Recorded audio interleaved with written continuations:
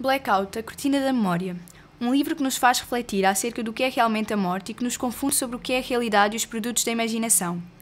Transporta-nos para um mundo criado pela personagem principal, onde ficaremos inevitavelmente envolvidos pela incerteza daquilo que retemos e que pensamos ser a verdade fundamental da história. Verdade esta criada pela envolvência de uma nuvem de memórias fugazes que corrompem de súbito tanto os pensamentos da relatora como os de quem os lê. À medida que são percorridos os trilhos deste pequeno mundo fictício, a solução para o problema que desde sempre é confrontado pela narradora vai sendo descortinada à medida que se vão montando todas as peças do puzzle. Lisa Hunger, a autora deste thriller maravilhosamente idealizado, recorre muitas vezes ao uso de prolepses e analepses. Prova disso é que este se inicia com uma prolepse relatada na primeira pessoa e em que rapidamente se compreende que se trata de uma recordação em que Annie, mãe de Victory e mulher de Gray, descreve de que forma a morte dela está e vai afetar os seus familiares, amigos e vizinhos. A princípio estranha-se este prólogo, mas no decorrer da história tudo se vai encaixando. Até se lerem as primeiras 50 páginas deste livro, o leitor fica confuso, não sabe no que há de acreditar e começa a duvidar das suas próprias capacidades de entendimento.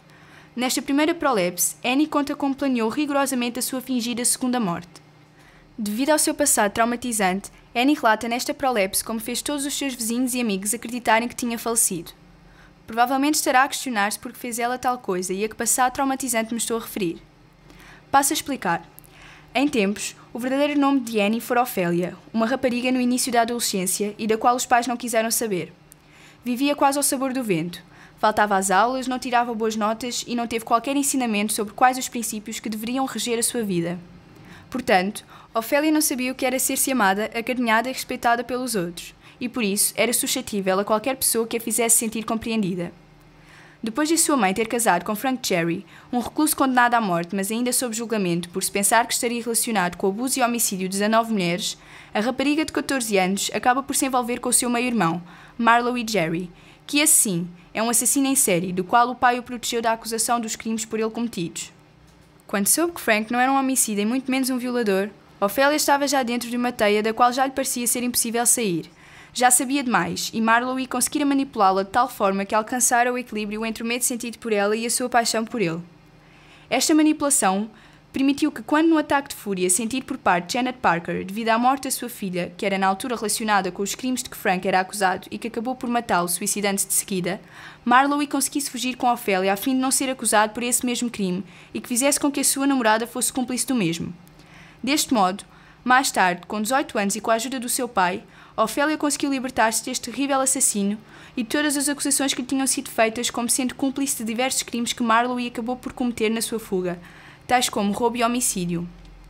A maneira arranjada pelo seu pai de se libertar deste assassino foi a de mudar de identidade, obter um novo cartão de segurança social, um novo bilhete de identidade em que o seu nome passara a ser Annie Powers, não voltar a trabalhar e arranjar uma nova casa.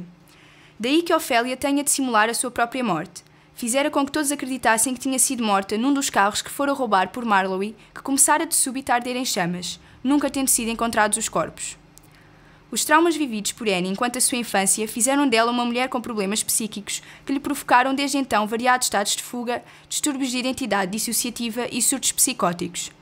Annie criava frequentemente na sua mente vários episódios da sua vida antepassada, mas que lhe pareciam ser momentâneas e absolutamente verdadeiras. Annie via a miúda que ela fora no passado, via a aparição do detetive Ray Harrison, que segundo a sua mente perversa a estaria a subornar em vez de a ajudar na captura do seu ex-namorado, que já estava morto, via o seu médico, que fora indicado pela sua sogra, Vivian, e via a sua mais temida aparição, Marlowe. Ao tentar procurar a sua identidade, a confusão que a relatora faz entre a realidade e as suas alucinações vão levá-la cada vez mais perto da verdade sobre o seu próprio eu e daquilo que a rodeia.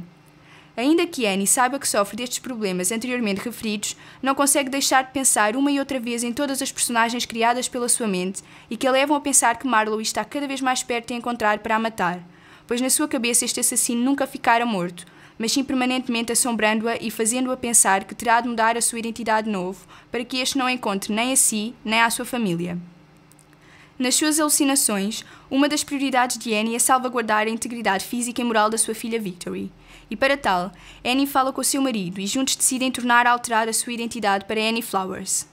No entanto, Annie, na sua plena lucidez e com a ajuda de uma médica do hospital psiquiátrico, consegue, com esforço, aperceber-se de que todas as suas aparições se desvaneceram e que não passavam disso mesmo, aparições.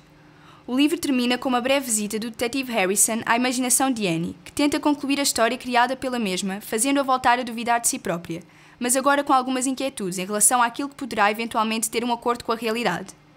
Toda a história se passa em dois espaços, o espaço físico e o fictício. O espaço físico é a Flórida, em Nova York, e o fictício a imaginação da narradora.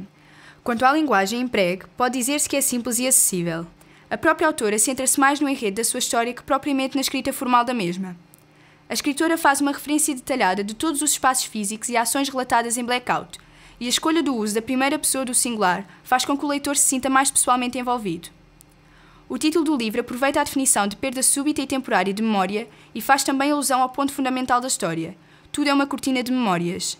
Tudo o que a narradora se pretende lembrar não vem a ser mais do que meras aparições que ocultam a verdadeira realidade.